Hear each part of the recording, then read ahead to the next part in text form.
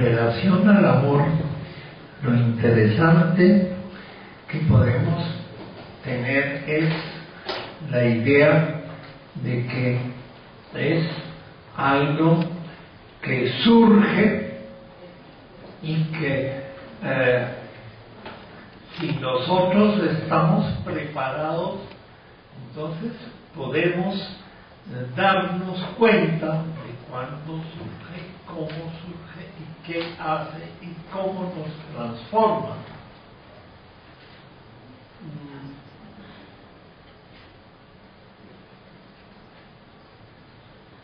Hay personas que niegan que exista una vinculación con las otras personas. Por ejemplo, Lacan considera que no hay relaciones sexuales, sino que lo que hay es coito, o sea, diferencia la relación en donde una persona está sintiendo algo y esa sensación la está transmitiendo a el hecho de la relación sexual. La relación sexual para él es un coito, no hay relación, sino hay una manera de producir un coito.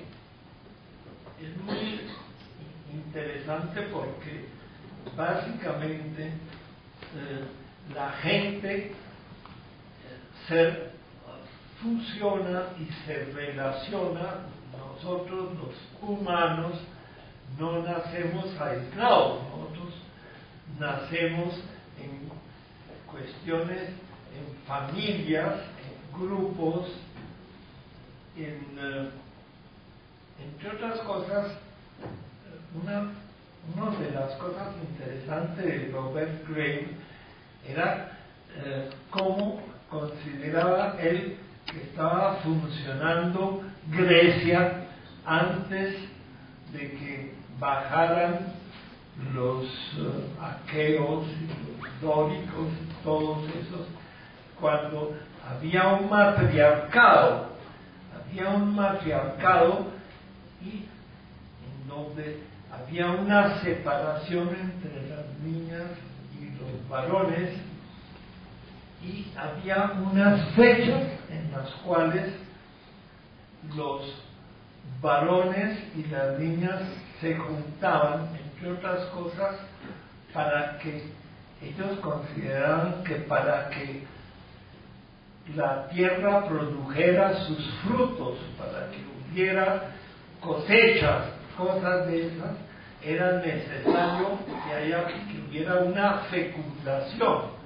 Entonces, en esas épocas, entonces fecundaban a las niñas. Las niñas vivían como en grupos diferentes de donde vivían los hombres, tenían un animal totémico, tenían toda una serie de características que fueron destruidas por los invasores que venían bajando del Mar Negro, de los aqueos, las distintas tribus que venían y que impusieron la ley del padre, o sea, el varón mandando sobre la mujer. Antes, por eso hay un libro que dice Dios es mujer, o sea, en inglés dice God is a she, o sea, es una mujer Dios, porque la idea de la fecundidad y de todas esas cosas está profundamente ligada a la idea de la mujer.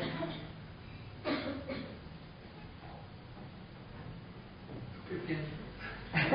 Sí, señor. No sé quién quiere participar, no solamente preguntar, sino dar su opinión.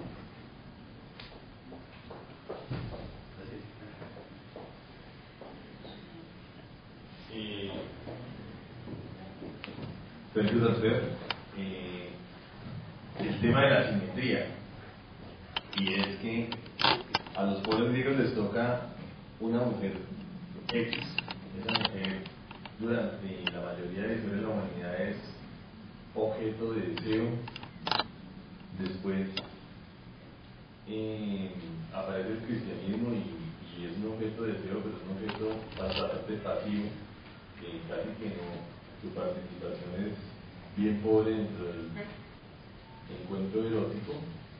Y digamos que se da ese Eros como atolondrado, loco, que quiere poseerla durante gran parte de la historia de la humanidad. Y entonces viene ahora, lo actual es que la pareja se empieza a equilibrar y la mujer deja de ser solamente objeto de deseo, sino que es sujeto de deseo. Y bueno, afortunadamente yo soy el nefrólogo y a mí no me toca casi, en la parte psiquiátrica me consulta, pero a veces sí, que la queja femenina en cuanto a que mi pareja no es suficientemente, no me satisface suficientemente, o la queja masculina, porque ya, como digo, se ha equilibrado la cosa, en la cual no estamos aproximando. Hay una asimetría en la historia, hoy se ha cambiado un poco, y cómo lo manejan ustedes, que a ustedes les toca vivir un poco de eso.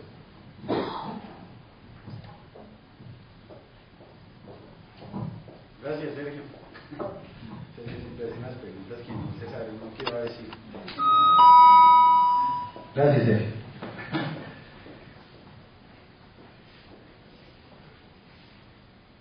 Los griegos de la época heroica y clásica resolvieron el problema de su sexualidad de manera muy sencilla. La resolvieron con la esposa para procrear, la detaída para tener placer y gozar intelectualmente, y la prostituta para desvivir. Y el efebo. Es decir, esos no les faltaba fuentes de placer. El ciudadano ateniense tenía el derecho de tener bajo su cuidado en el oikos toda esta dimensión de personas a su servicio y para su gratificación. La idea del oikos es llevada un poco a Roma con el pater familis, esa Roma al principio agraria de unos pastores que me parece que el imperio se hizo con la dualidad del asadón y de la espada. Estos fueron unos seres maravillosos donde las mujeres daban muestras de la virtus, entonces tenían esclavos. Para el varón romano la homosexualidad estaba admitida siempre y cuando no fuera sujeto pasivo, es decir, lo que no podía hacer un romano era penetrar. Hay diferentes maneras de verlo, porque para el griego el carácter del efebo, una vez que adquiría ciertas características de rasgos sexuales secundarios, perdía el interés por el varón. Bueno, hay una historia de esto. Lo que quiero decir es que estos no sufrían de ausencia de objetos sexuales. La pregunta que uno se haría es, ¿qué pensaban del amor?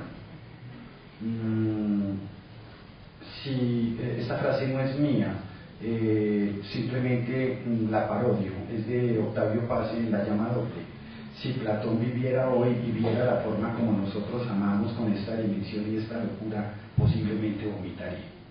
Me parecería absurdo estar tan llevado por ese sentimiento, porque para él, aunque construye el primer discurso sistemático sobre el amor, este arrebatamiento que lo saca al sujeto y lo pone en condición de estar en manos del otro, otra vez la pasividad.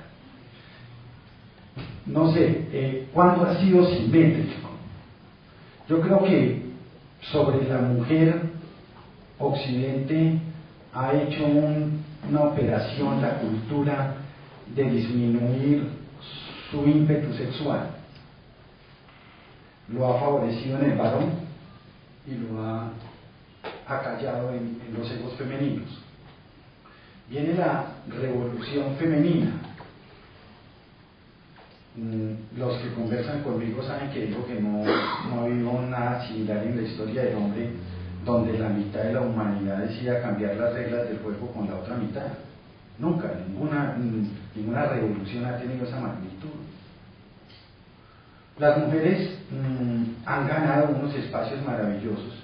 Yo no he contribuido a favorecerlo, pero las han ganado. No quiero ahora presentarme aquí como que es que feminista decirlo, no. Yo aplaudo lo que han hecho por sí mismas. Entonces, una de las cuestiones que han trabajado mucho, por ejemplo, Simone de Beauvoir en El segundo sexo, uno de sus intereses, Hannah Arendt y otras feministas, yo creo, ahorita tú que lees bastante sobre estos temas, lo que le han invitado a las mujeres es a que se apropien de su sexualidad, ¿cierto? Ese discurso ha estado ahí. Pues parece que ya seguimos, vamos a ver cómo. En la época en la cual había un dominio de la mujer, o sea, el dominio de la mujer era indiscutible, no había manera de evitarlo.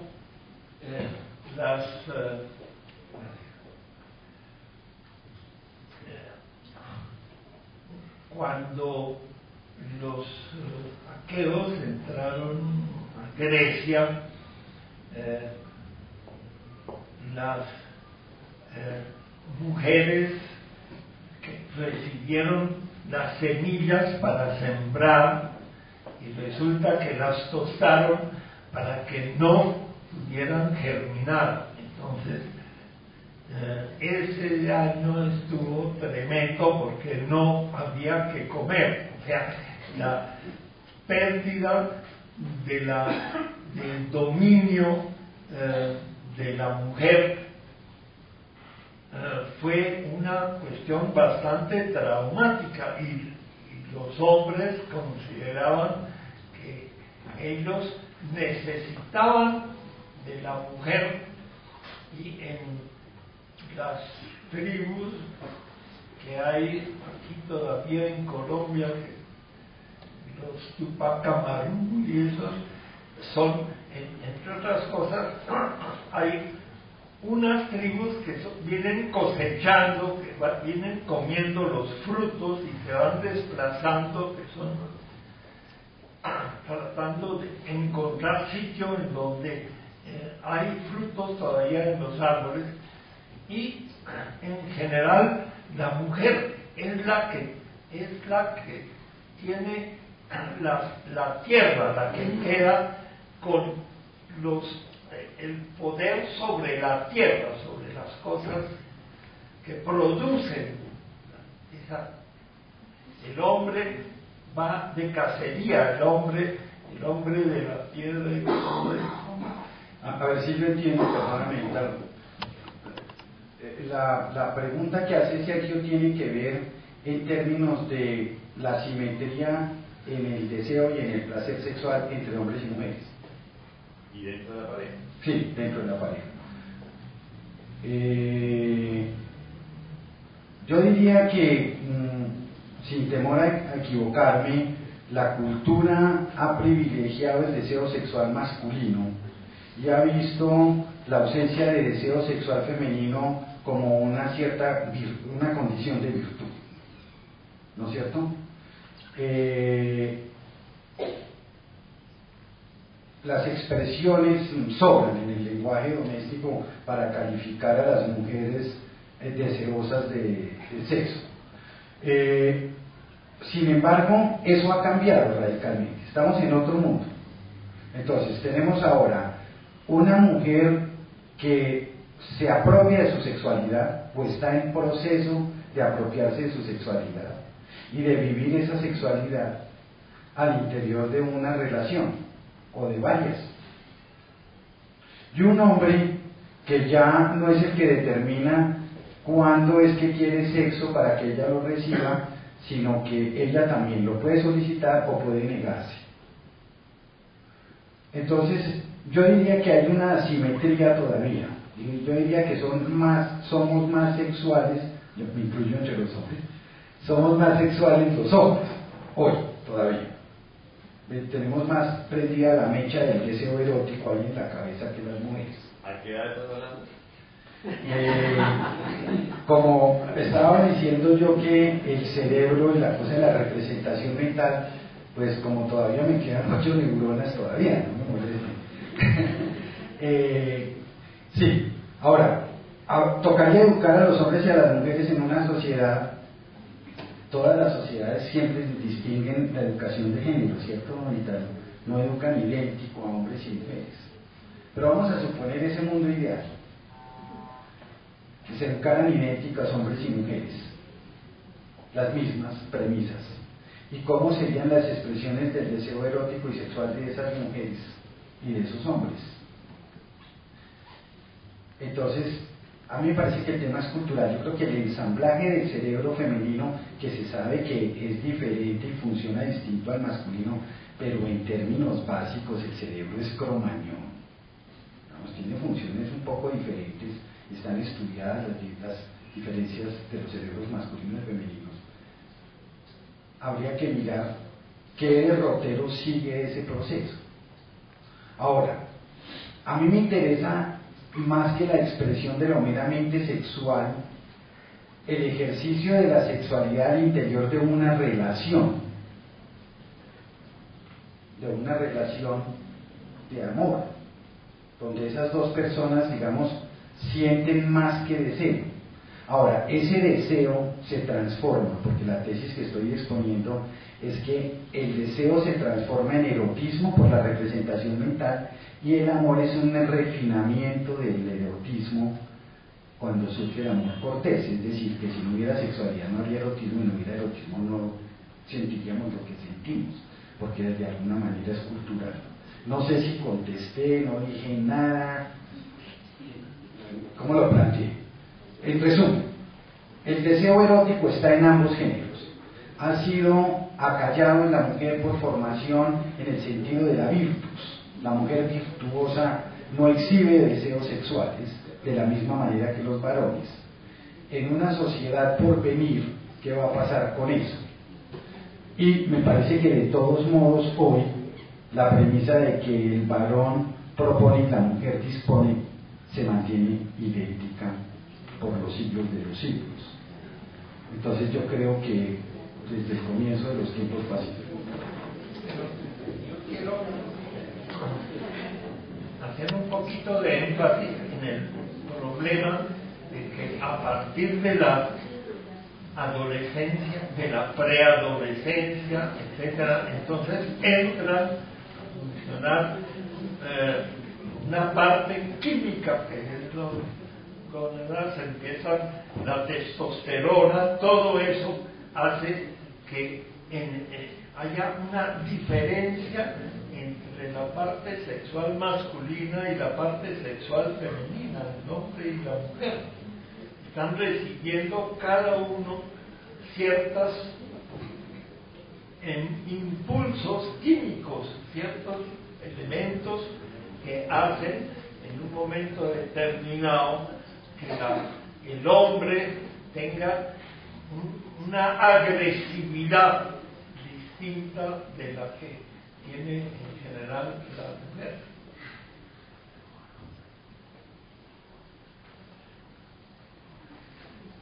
Buenas tardes, mi nombre es Juan Pablo Ortiz, soy residente de tercer año en la Clínica Montserrat. Tenía una pregunta y era pues relacionado a la consideración de ustedes en qué va el amor, pues teniendo en cuenta el amor como un constructo que evoluciona social, culturalmente, religiosamente.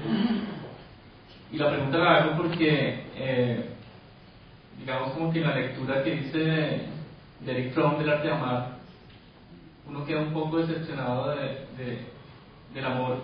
Obviamente uno comparte muchas cosas, pero queda uno muy decepcionado cuando liga todo el concepto del amor pues a todo lo que liga Erich Fromm, que es pues a la interpretación materialista, dialéctica e histórica de todos los constructos, ¿no? Una visión netamente marxista. Y pues en ese sentido, en un mundo que sigue siendo capitalista, donde y esta es la crítica principal de Fromm, perdón, que que incluso el constructo del amor lo ha permeado las estructuras de relación económica relacionadas que se han convertido en una mercancía, ¿no? Entonces, el problema del amor ya no es de una facultad, sino de un objeto de amor, dice Fromm, o que el problema no es de amar, sino que es de ser amado también, lo manifiesta, y pues lo lleva a uno a una serie de visiones diferentes que son muy diferentes. Por ejemplo, la de Spinoza, que habla del amor como una potencia, que pues eso cambió toda la concepción de la ética, de que uno ya no hace las cosas porque le tocan, sino porque es algo que le nace a uno. Entonces quería pues que nos compartieran la visión de ustedes de en qué está el amor en estos momentos en términos de evolución como constructo.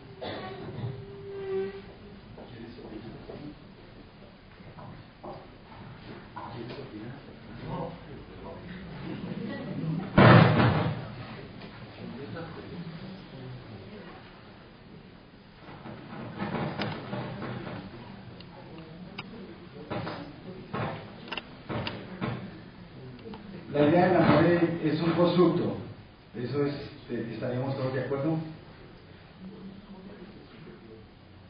porque si es idea, pues es constructo, tendría que organizarla mentalmente, entonces es un constructo. Primer punto, toda idea es un constructo. Segundo, en ese constructo intervienen elementos biológicos, psicológicos, sociales, culturales, económicos, políticos. Sí. Si la idea del amor es un constructo en donde intervienen todas estas fuerzas, pues están ahí. Lo que creo, el nombre suyo, mi doctor, es Juan Pablo. Juan Pablo, vea. El mío es Carlos, ¿no? Para que me diga para mí por mi nombre. Lo que creo es que unos autores hacen más énfasis en unos aspectos y otros autores hacen más énfasis en otros aspectos. Hay varias vertientes que se han liderado en cuanto a la forma de entender el amor. Una vertiente diría yo que es trágica. Ahí están Schopenhauer, Nietzsche, Freud. Otra vertiente que es romántica. Ahí estarían Spinoza, Bolzano, un poco la propuesta que hace Foucault, digamos, de que se pueden obtener grandes dimensiones de amar y ser amado. Entonces, cada uno de nosotros se aproxima a la idea, al amor de una manera, con una idea, dependiendo de cómo le ha ido en la feria, el viejo refrán, que cada cual opina de la feria. A mí me ha interesado rescatar la idea del amor como una fuente de vida. Ese es mi punto principal. No estoy diciendo que todo el amor siempre es triunfo, gozo, alegría, felicidad, no. A veces es dolor, tragedia, pero la gente no sufre de amor, sufre de desamor. Cuando sufro es cuando no soy amado. El amor es potencia, me gusta Spinoza. Entonces, Fromm me parece que empieza a hacer unos énfasis en el carácter social y político del asunto, ¿cierto? Y me parece que él trae consigo algunos elementos freudianos. Entonces tiene una visión un tanto trágica de ese aspecto, que no hay duda de que lo tiene. Claro, el desamor, cuando uno ama y no es amado, pues eso es grave. Entonces, para el yo del sujeto. Entonces, yo diría que cada uno tiene su planteamiento. A la pregunta que usted hace, ¿en qué va el tema del amor?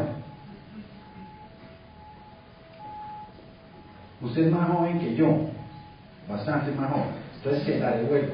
¿En qué cree usted que va?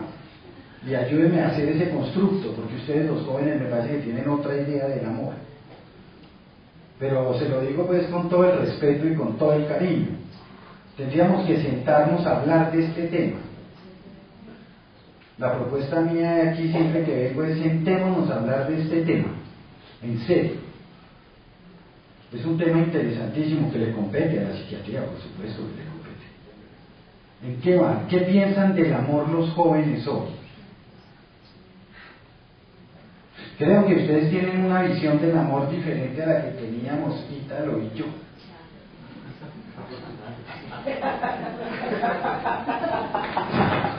Dice alguien aquí, oigo, ¿quién dijo afortunadamente? Bueno, entonces yo digo desafortunadamente. Y ahí entra el diálogo. ¿Por qué piensas tú que es afortunada otra visión del amor? Porque lo que diferente usted, a la nuestra, por lo que usted dijo acerca de las mujeres, para mí las mujeres tal vez son las únicas que son capaces de amar. Le hablo de lo que dijo Ítalo, nos recordó un importante psicoanalista, Lacan. Usted, por ejemplo, los doctores no hablan mucho, pero Lacan escribió un seminario que se llama el 8, del transfer o del amor. La cura psicoanalítica se hace con base en el amor. Y Lacan tiene otro platanito que es bellísimo en los últimos seminarios, que es la mujer tiene que existir. Si uno lo piensa desde el punto de vista de la sexología, el cuerpo de la mujer es todo erótico, ella sabe expresar más eso. De pronto en la filis y la ágape, ellas son más aventajadas, porque ellas pueden amar de esas maneras más elevadas. Cuando usted dice lo de la vida, el amor está ligado con la vida, ¿quién está más ligado con la vida que la mujer? Y lo que yo quería intervenir era sobre el seminario 8 del transfer, que lo introduce con la lectura al banquete. Los más grandes pensadores de la antigüedad se reunieron, ¿y a qué se reunieron? A hablar del amor. Pero el amor en Grecia, hay que recordarlo, solo se podía dar entre iguales, y los iguales eran los hombres. Las mujeres eran solamente para procrear. Pero en este mundo puede cambiar todo si las mujeres hacen hablar su cuerpo.